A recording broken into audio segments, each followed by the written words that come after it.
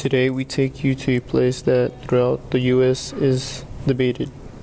A place that falls on the very edge of Texas, where over a century was another territory. The United States has an immigration system that hasn't changed much since the 1960s.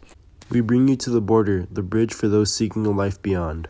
This is not the only border that we are currently dealing with today.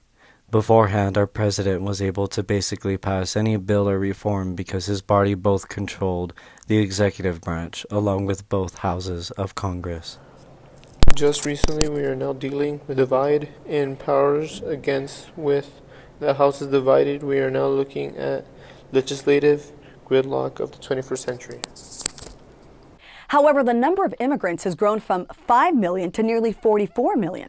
According to the think tank Migration Policy Institute, nearly 30% are unauthorized immigrants, and most of them have been here for at least a decade.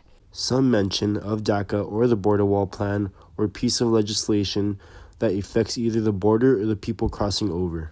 To better understand who we are as Americans, we need to take a step back because it is no longer a question of liking or not liking history.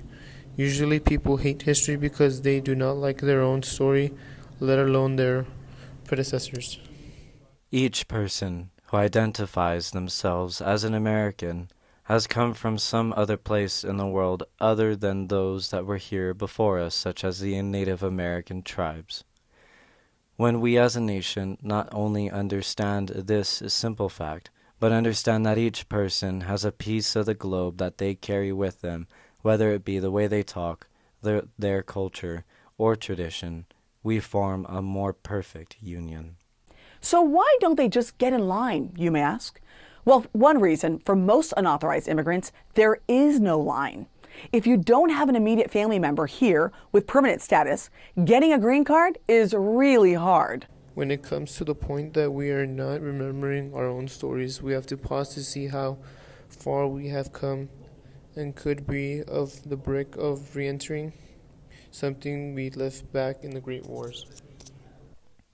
The United States policy on isolationism has made us be one of the last of those to join the Great Wars that very well could have changed the face of the globe and her borders for the next century. That idea is now what we are once again faced with.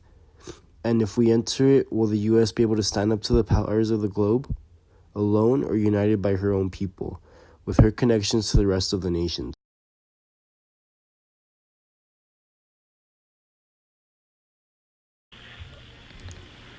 Do you believe our border security needs to be enforced? Yes, to a certain point, there's some weak points, some loopholes where we are short staffed. We are short on especially border patrol agents.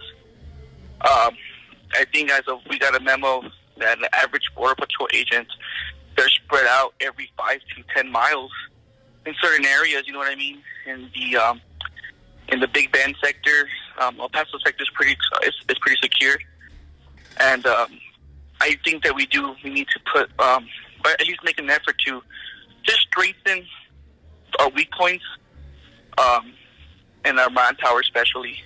Okay, and as a U.S. Customs, do you agree with the policy of the wall being built?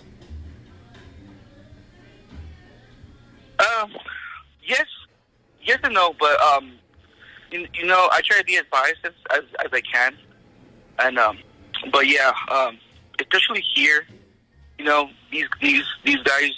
I mean, especially here in El Paso and a lot of borders here, you see immigrants, or I was call them EWIs. EWI stands for Entry Without Inspection. They're hopping fences like it's nothing. It's just like the fences that we have right now are a joke to them. They bypass anything. And like I told everybody else, when there's a will, there's a way, I don't think a wall will stop them. You put something in front of them, and next thing you know, they came up with some ingenious idea that it's just a cat and mouse game at this point, you know what I mean? The wall might hold them back a little bit. It might scare them, but they're going to come back with better ideas to overcome any obstacle that's in front of them, especially when you have someone who's determined enough to enter the U.S. They're going to do anything they can. And we put one thing in front of them, and next thing you know, they come up with something else, and it's just back and forth game. Thank you so much for the information you've given me, and thank you for allowing me to interview you. I really appreciate it, and I like your responses, and I really appreciate everything you let me ask you and everything. Yes, sir. Thank you. No problem. Thank you. I really appreciate it.